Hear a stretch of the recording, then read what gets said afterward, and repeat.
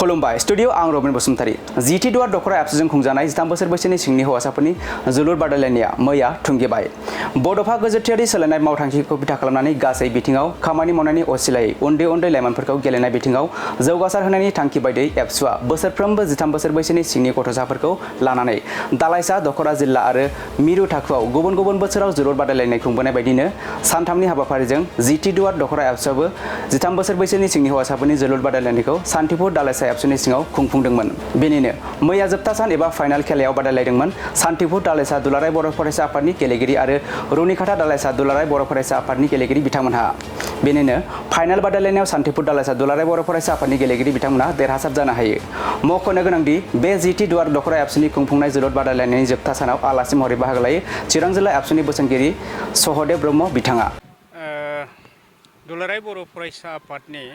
फोसावनाय बड'फा गोजोरथियारि सोलायनाय मावथांखि बेखौ बिथा खालामनानै दिनै जीटी दखरा दुलाराय बर' फरायसा आफादा गावसिनि 17थि बड'लेण्ड मुंख्लं जोलुर ट्रफिनि दिनै जोबथा बादायनाय बे जोबथा बादायनाय बे फाइनाल मेट्सआव आङो फैनानै जोबोद गोजोननाय मोनदों। दुलाराय बर' फरायसा आफादनि बे मावथांखिनि जोहै जों बेखौनो फोरमायदों दुलाराय बर' फरायसा आफादा जे दिनैहाय जोंनि उन्दै उन्दै फंबाय बिनानावफोरा जेखिनि माने गावसोरनि मावनांगौ हाबा फरायनायजों लोगोसे गावनि जिउ दानाय राहाजों लोगोसेनो दिनै जि फुटबला गावनि माने गोसो आरो देहा राफोद खालामनायजों लोगोसे मोनसे थांना थानायनिजों दिनैनि दिनाव मोनसे राहा जानानै फैबाय। दा बेखौनो जोङो साननानै जों दुलाराय बर' फरायसा आफादा नैबे आन्डार 13 13 बोसोर सिंनि जेनाखि उन्दै उन्दै फंबायफोर जों बेखौ दिनैहाय फुटबलखौनो जोङो होबाय थानाय जादों। दिनै जीटी दखरा दुलाराय बर' फरायसा आफादा जायफोर देरहासार जानाय फंबायफोर दा बे गेलेगिरि बिथांमोनखौ जोंनि फैगौ चिरां जिल्ला दुलाराय बर' फरायसा आफादजोंनो खुंफुंजानो गोनां जेनाखि आन्डार 13नि जेनाखि गेलेनाय बेवहाय बिथांमोना बाहागो लाहैगोन। दा जों बेखौनो फोरमायनो नागिरदों जोंनि फंबाय बिनानाव फंबायफोरा जायफोरा दिनैहाय गावनि जेनाखि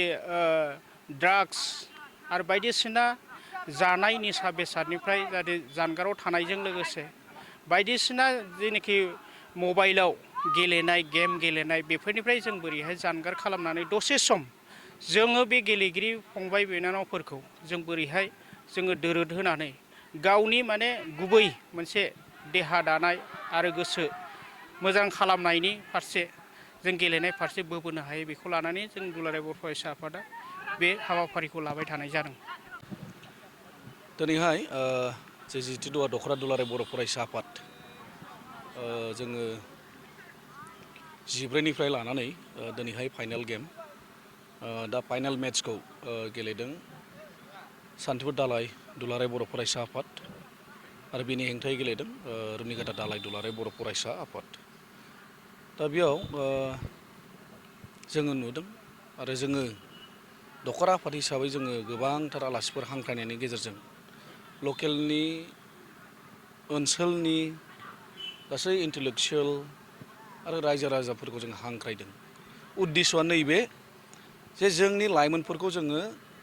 एन्टि ससियेल एलिमेन्ट्सनिफ्राय जों मारै बारग'होनो आरो लोगोसे बे जोंनि फंबायमोना जे गावनि केरियार दानायाव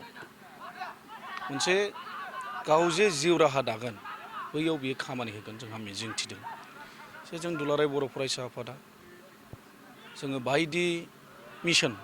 जोङो बिजन लानानै खामानि मावदों। थिग बे लेखायैनो दिनैहाय जोङो जे जोंनि फंबायफोर बिथांमोनहा जे गावनि नाजानायनि गेजेरजों बा गावनि रोंगौथिखौ गावनि टेलेन्टखौ दिनैहाय रायजो राजानि गेजेराव देखायनानै बा फोरमायनानै जाहाथे गावनि गोजौ फारसे दावगानो हायो आं बेखिनिखौ मिजिंथिदों।